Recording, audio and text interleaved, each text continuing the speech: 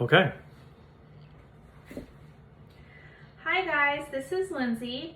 Today we're going to do a book review over the book Dorsai by Gordon Dixon, and I have Randy Veitenheimer here who used to give book reviews at Barnes & Noble. Would you like to tell us about that, Randy? Yes.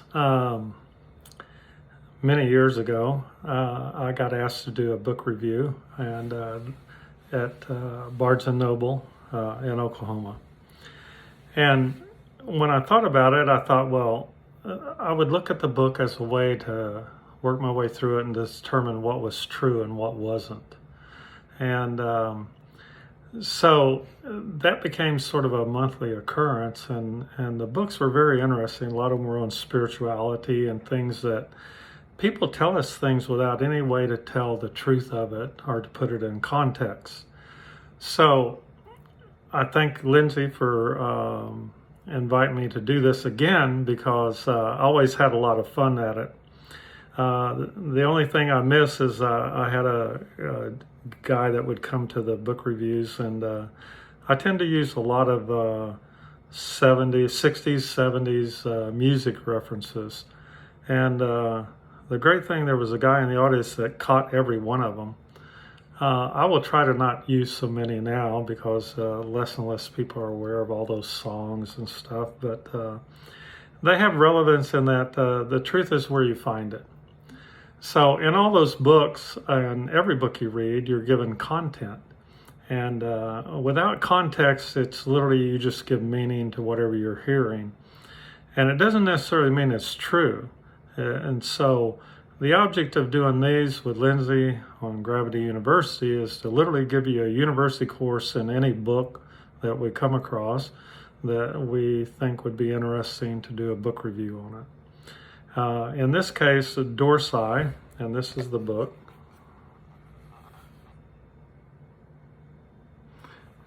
Is the book that we are first starting with. And it's an interesting book. I read it when it first came out, and it has a lot of information that, and as in all science fiction, that becomes relevant over time.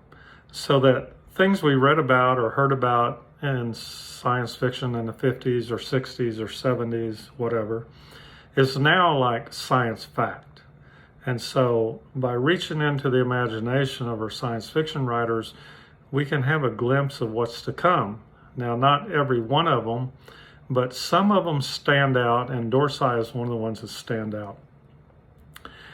What's interesting about this book, I was rereading it recently, meaning several years ago, and I was in Crystal City at a restaurant.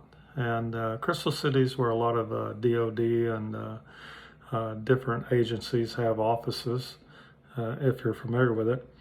And one of the guys with a DOD badge comes over and says, "Wow, you're reading Dorsai, we're using that." And I go, "Using it where?" And then he realized he had maybe said more than he should have. So even our intelligence agencies and different organizations find some meaning in science fiction and in fiction in general. And the reason is, in fiction, you can say things that you don't have to scientifically validate, let's say. But it's no less a truth that's being presented. And so in this book and others that we'll be looking at, we're just looking at what truth might be presented and what does that mean and how is it relevant to kind of like modern day, and what you can learn from it, and maybe even like what you can find to be useful for your future. So here we go. All right, thank you. The first question is, why would you consider this book military science fiction? The storyline is, there's very few storylines. Anybody that writes or takes a writing course will find that out. I think they give 5 basic ones, and this one is called The Hero's Journey. And it's a very common theme. You can look at Tom Clancy, you can look at all the different authors out there that are very popular. And it's a recurrent theme about how somebody goes from point A to point B in their life, and it details all the obstacles they face. In this case, it's with a military background or a military genre, I think is what they call it. And then the science part is that they're introducing information that is not currently thought of as real. That's the easiest way to look at it. So the fiction part of it is allows you to present information in a way that, like I said, you don't have to justify it. Like when I took writing classes, we said that the perfect fiction novel is 95% fact and 5% fiction. So if we look at when this book was written, there's a lot of fact in there, or a lot of fiction that became fact. And of course, that's some of the things we might want to take a look at. Okay. In Anaya's contract, Donald gives his word that he's going to destroy the contract, yet he gives it to her employer, William of Ceta, and to gain good footing with William. Do you consider this dishonest or a part of a belief that all is fair in love and war? So that's the content. And the context of it is that it's the first time that we're introduced to the idea that intuition plays a part in our decisions. And it's intuition in the moment, and that's different. And of course that opens up the idea of counterintuition, those things which are counterintuitive. So it's not that we lead life based on intuition. Most people don't. And ultimately at the end of the book you'll find that out, that it's a very high form of proceeding through life. And counterintuitive moves are also an interesting way to move yourself forward in life. In other words, everything doesn't have to be intuitive, everything doesn't have to be true, and for us to base decisions on it. And of course, that's our current reality, is that we base decisions based on untruths and counterintuitive and intuitive and everything else. So it's an attempt, in this case, to present information and actions that are based on information that is not conscious. That's the easiest way to look at it. Okay. Anaya is a select from cultists, meaning she was genetically engineered to have the best traits and characteristics. Do you think that this is the future and that we as a society are heading that way? Oh, we're already doing that. So this is an example of, I can't remember when the book was written, in the 80s, I think. But this is an example of predictive programming. And when I say predictive programming, I mean it's predictive of something that might be possible. And of course, that's what science fiction is based on, is what might be possible or even probable. And those are different. So in this case, we are already very far advanced along these lines, much more than society or the news or media or anybody wants to let on. Genetic manipulation, I can't remember the name of the sheep, was when they first announced they'd cloned a sheep. But cloning and all parts of genetic manipulation are very much extant in the universe. They're just not talked about. And particularly, one of the phenomena is once it becomes interesting, once it becomes capable of producing results, it tends to disappear out of the media and out of the universe. But that does not mean that money and time and energies aren't being devoted to it. And so what we did back in I think it was the 90s, we protested and basically made laws against cloning and genetic manipulation and all these kind of things. And that's hilarious, because all it means is you go to the next country next door or somewhere else and start up your genetics program. And remember, this was a big thing that was popular in World War II and even before. And so all of that is current. Like, it's possible to genetically manipulate your own genes and your own chromosomal structures in a way to deliver an outcome. It's just that most people don't hear about it or talk about it or explore it. And that's another object of these talks. Any of these subjects that come up, you're invited to go do your own research. In fact, it's required. That's why these books are like a whole university course. It would take you months to follow up all the genetic information. Of course, Michael Crichton did that and they killed him for it. In chapter 5, Ardell and Donal are talking. They discuss fear and social dynamics. Ardell is living in fear and he drinks to cope, but Donal is not. Why is Donal so unaffected by the world around him? It's very interesting. We'd say fear is a dominant emotion in the collective consciousness at this time, 2021. And then we go, well, how is fear dominant in a collective consciousness? Fear is usually localized. I have a personal fear. And fear is very interesting. There's only one fear, and that's fear of death. And people say, well, I'm afraid of heights. You fall and you die. I'm fear of water. I get in the water and I drown. Fear of being ostracized. Well, that's a biggie right now. If you're different, you'll be kicked out of the club or out of the village, and then you'll have to survive on your own. So ostracism and fear of death is the ultimate control that is exercised over humanity as a group. Normally, it's very limited. You could only do it to one person or to a family or to a group. But with modern media and computers and stuff, now we can extend that fear throughout the universe over anything. And of course, our news cycles are something to behold. You turn on the news and they go, oh my God, somebody died in like India. And then another person died in Canada. And then they're like, and by the way, you can buy this product at this, it's like the insanity of like, oh my God, we're all going to die, which is the initial news lead is that somebody died and they died horribly. Well, we all die, and no one way is necessarily more horrible than the other. And it's no big deal. But the fear of death is something that can be manufactured, and fear itself be manufactured. And so if we do manufacturing of fear, now we step back into the 80s again, and we find a thing called social engineering. And so social engineering first I came across in the early 70s in some psychological experiments that I unwittingly involved myself in at university.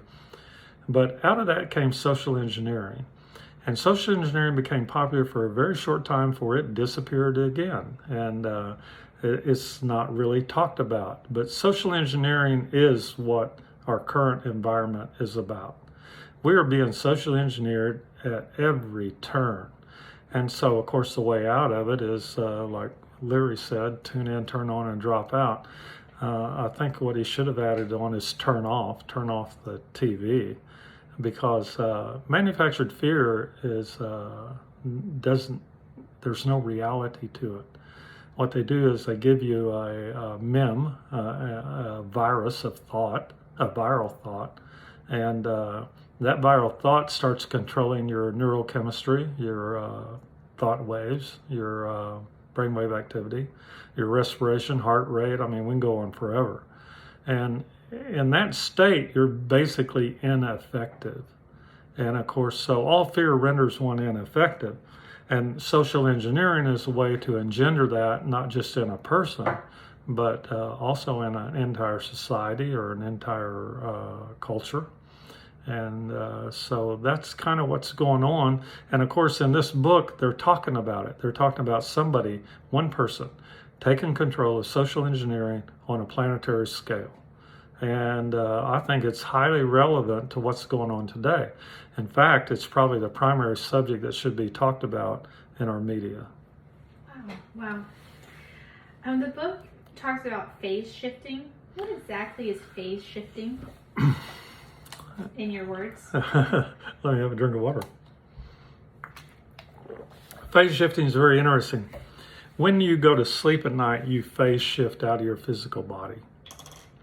Phase shifting is an appropriate language because you're no longer present in a physical sense, which gets into a conversation about whether you're ever present in a physical sense.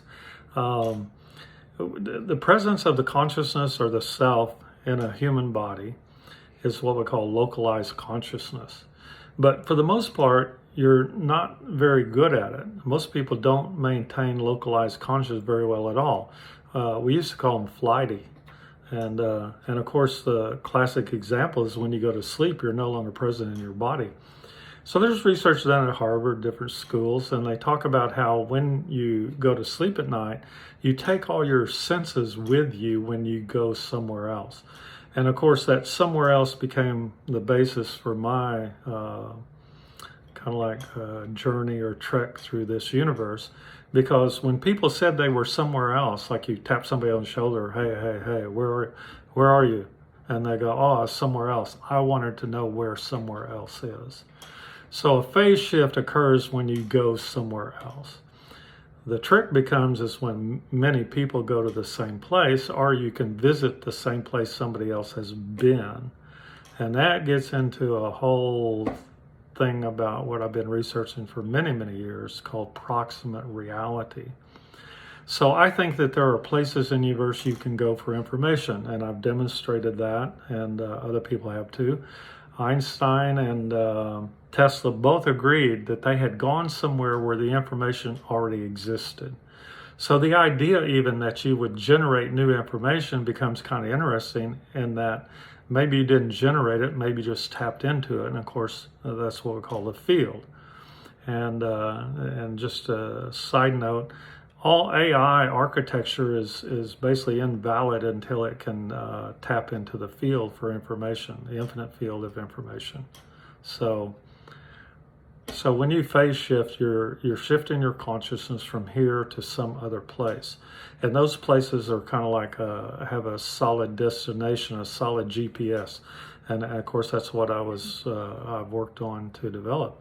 Literally a GPS of the field where you can tap into any information you want because it's all available. And that's something that science doesn't understand. And people, like I said, like Einstein and Tesla and me, have some ability to tap into that field and find information. And I do it for my clients all the time because I'm looking for in the field for the information that causes them to be ill or have a problem that they are unable to address. Why is Donald able to come up with the tactic of an element of surprise, yet the other commanders are not? Field access. One of the things that, again, these are things that you may not know, you may already know, I don't know. We exist in time, we could say, out ahead of ourselves. So you already exist out, like, say, 1, 2, 3 minutes. We'll just pick 3 minutes. So 3 minutes ahead of now, you already exist, and you already have some sort of knowledge of what that is or what it looks like. And you can imagine how valuable that is at the racetrack and football games, because you can have a knowledge of what we would call the future, but it's really part of your current reality. In other words, you exist in say a 3-minute bubble. Well, that's invaluable when you want to act on something. And so all the great warriors, even in this case, military people, you either have it or you don't. If you don't have some inclination or some intuitive knowledge of the future, then you're not going to be very successful. You're behind the time of action. In Kung Fu, we say that thought precedes action, and then we go action precedes thought, and then we go your actions are occurring out ahead of time. And so literally your actions should be preceding out seconds or tenths of seconds, minutes ahead of when something needs to happen. And when you develop that capability, which I teach and have been taught in Kung Fu and other martial arts, it's part of the internal arts to always know what's coming at you and to be able to act, not react. So to go from reaction to action is a big step, and it requires internal arts, which are meditation and a whole lot of other things we won't get into at this point. So in this case, he is exhibiting the ability to move ahead in time and see what actions are required right now. And that's very important because, like I say, at the very end of the book, you find out that this is the defining characteristics of what we call a superior man in Chinese. Okay, thank you. One of the exotics tries to persuade Donald to join the exotics, using mysticism as an example of the capabilities that they have. But Donald doesn't join them. Why does he intuitively decide not to go this route? Well, every person has a way to move forward. And then invariably they come up with that other people should move forward in the same way, okay? And then we find out that becomes kind of like an institution or a movement, an institution, a group, and you join that group and you can only move forward in the way that they have found to move forward. It's the same thing as like Buddha wasn't a Buddhist. He was practicing whatever ways occurred to him to move forward in life and in consciousness. And so what we see is the same thing here, is that his refusal to join that group was based on the fact that he had already found a way to move forward in his own consciousness and efforts. Now, it doesn't mean that there wasn't any validity or information or anything beneficial in what any of those groups have, no matter what their orientation, no matter what book they follow, no matter what physics they think that they understand. But in this case, if you're a fully intuitive individual, then you basically have no need to follow any particular group or program. In fact, it becomes anathema. It becomes something that restricts you. Now, again, there may be information in that group that helps you along your own path, but the idea is that everybody should find their own way forward. When you tune into a group or join a group, then you're abandoning a certain amount of your own curiosity to move forward. And all these books reviews are about finding your own curiosity again and being able to exercise it, independent of any professor or institution. Donald is part Marin. Do you believe the Marin intuitiveness is genetic or carried through bloodlines? Okay, so both. There can be a genetic flow through of information and energy that predisposes you in a certain way. And what I just said is kind of like you have blue eyes or brown eyes or whatever, height or hair color. So we accept those as genetic traits. And then in the last several years, they've come up with the idea of epigenetic changes. And epigenetic changes indicate circumstances in your environment and experience that have altered the basic gene structure of your body, your existence. And in that alteration, you're able to pass it forward. So what we call those are traits. So genetic outflow of hair color, height, things like that's a physical. But a genetic trait is something that's a little more amorphous. So one of the things we find out is that there's another thing called overlays. And so overlays represent your environmental influence. And so out of that would become conditioning of your genes or gene structure or soul or spirit or something to be active in certain environments or in certain conditions or in certain information states. Now, what all that means is that you become intuitive is the only way to move forward. You can't move forward on basis of ration and reason. If the United States has a ration and reason culture, which is suspect, we probably wouldn't be where we are now. So, this next question is several questions in one. Siona makes it possible for Donald to walk on air. How do you think he did that? Why was Donald so unaffected by it? Well, number one is the movie The Matrix. Of course, it's a kung fu scene, one of my favorites, where Neo is asked, do you think that's air you're breathing? So I think that movie is the first one that kind of introduced the concept of a holographic universe. And what that means in my language is that the whole construct of this universe is experiential. And the experience of the universe is based on programming.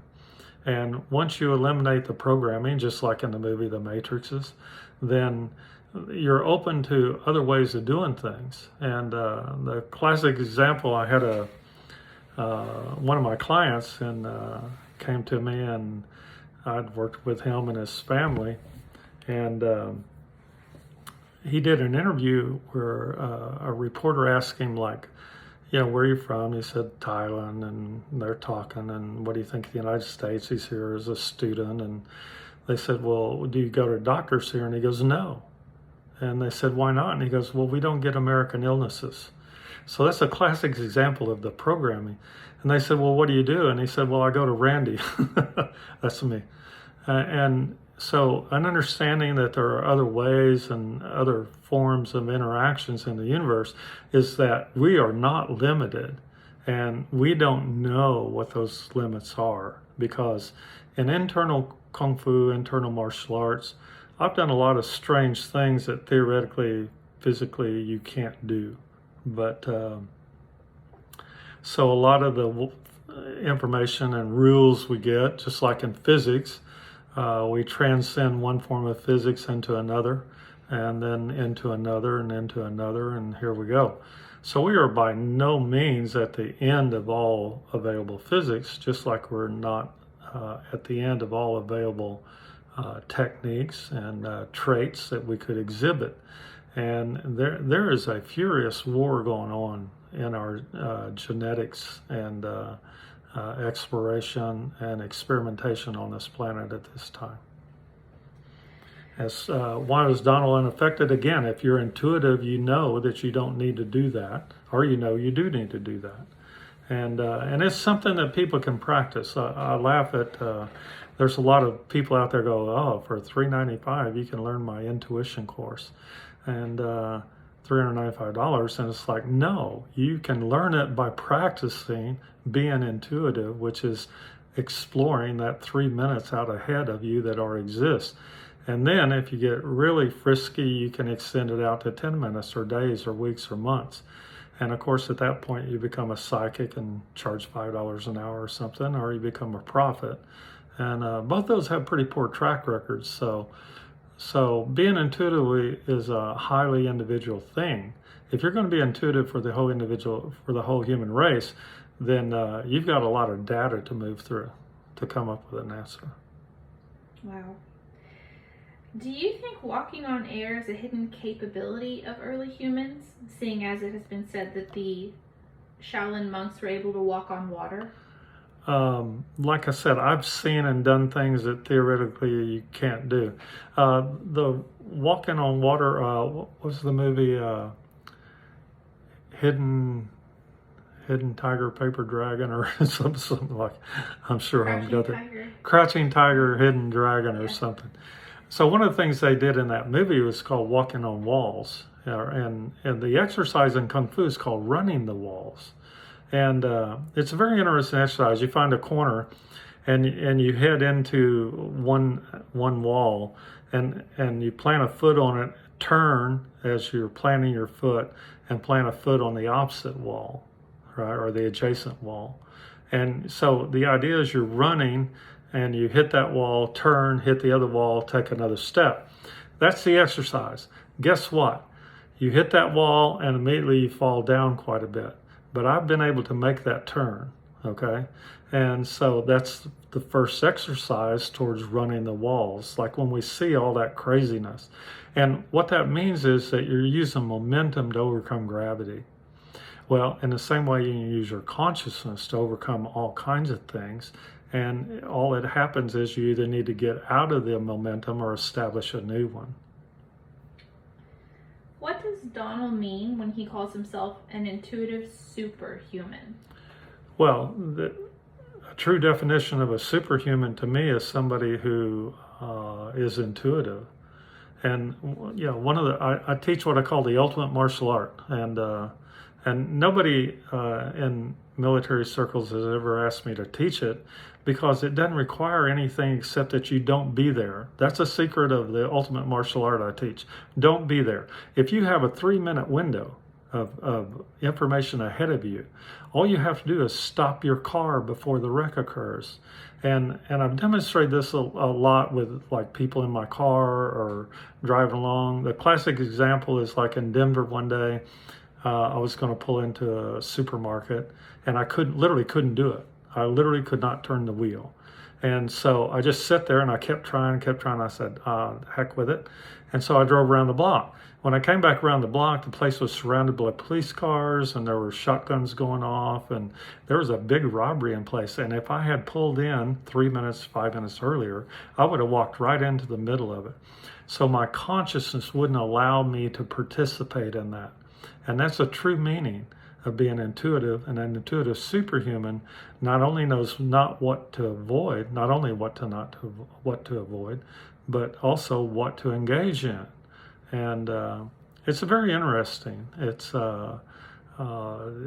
gives you a tool which has been denied through our education system to literally explore the universe and explore yourself. In exploring the universe, they conceptualized it and codified it into something called a remote viewing, which makes me laugh because you don't need to do that. You are certainly capable of it if you will explore it and find out that you can extend your information field, your awareness, out into areas that otherwise are totally unavailable to somebody who doesn't. And so that's how you become a superhuman. Is if you control 3 minutes in the future, you control your own destiny, you control your own environment, you control a lot of stuff, and that allows you to advance. It has been said that this novel influenced many others, such as the book Dune. Why do you think that is? Well, I have 140 notes that we could go through in this one book. And each of them is literally like almost like a class you would have to take. And so what happens when you present, we'll call it new information, nouveau, kind of like a new virus would call it. That viral thought, which we call a thought form, becomes extant in collective consciousness and in different groups of people. And once it takes root, then a lot of other people want to explore the same subject. And that's why you see a lot of, a book will come out or a movie, and then you'll see 6 others come out.